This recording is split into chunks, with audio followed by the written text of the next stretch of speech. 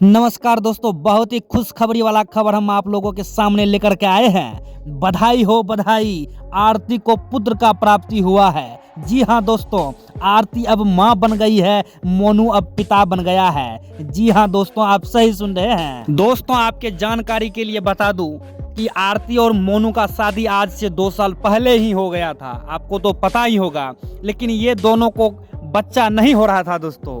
बहुत बार प्रयास किया गया, बहुत जगह से इलाज करवाया गया, बहुत बाबा से झाड़ फूक किया गया, उसके बाद जाकर के आरती को पुत्र का प्राप्ति हुआ है। मोनू पिता बन गए हैं।